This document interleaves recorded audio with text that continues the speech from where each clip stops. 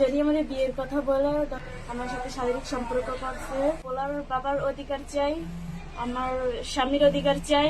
চাঁদপুরের মতলব উত্তরে প্রায় ১.৫ বছর আগে ধর্ষণের শিকার হয় নবম শ্রেণীতে পড়ুয়া এক স্কুল ছাত্রী।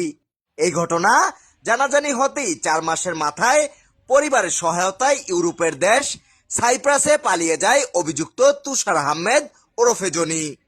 অন্যদিকে আজ সেই স্কুল ছাত্রী আর শিক্ষার্থী নন, তিনি এক অসহায় মা। কোলে ৮ মাসের নিষ্পাপ শিশু নিয়ে স্বামী ও সন্তানের পিতৃ পরিচয়ের দাবিতে দাঁড়ে দাঁড়ে ঘুরছেন বিচারের আশায়।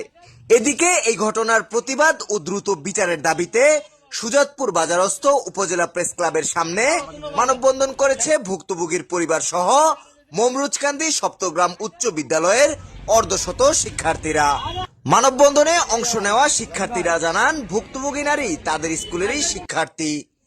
এমন একটি ন্যাক্কারজনক ঘটনার ১.৫ বছর পেরিয়ে গেলেও বিচার না পাওয়া জাতির জন্য লজ্জাজনক।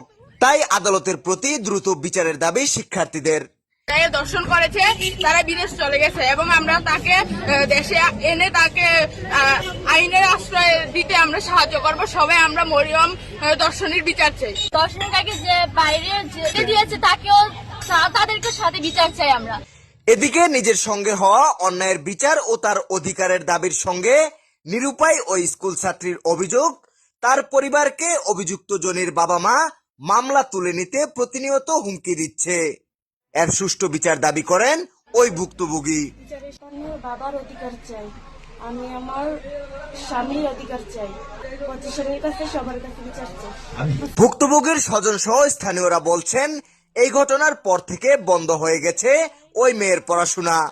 শিশু সন্তান নিয়ে বর্তমানে চরম বিপাকে রয়েছে পুরো পরিবার। বিচার না হলে মেয়েটির ভবিষ্যৎ অন্ধকার, এই মর্মে জানান, মেয়ে যদি তার অধিকার না পায় তার সন্তান কোন পরিচয়ে বড় হবে, এমন প্রশ্ন খুঁজছে তার পরিবার। ভবিষ্যৎ সামনের দিকে অনেকটাই অন্ধকারের দিকে। কি হবে এই বাচ্চাটার পরিচয়? তার পিতৃত্ব স্বীকৃতি চাই আমরা। এই সমাজে যখন এত উশৃঙ্খল জিনিসগুলো হচ্ছে, তার পাশে দাঁড়াইতেছি, তখন আমাদেরও বিভিন্ন রকমের বিভিন্ন ভাবে হুমকির মুখোমুখি হইতেছে। আমরা অনেকভাবেই হ্যারাসমেন্ট হচ্ছি। এর আগে গত বছরের ৫ই মার্চ মতলব উত্তর থানায় ভুক্তভোগীর মা নারী ও শিশু নির্যাতন দমন আইনে একটি মামলা দায়ের করেন।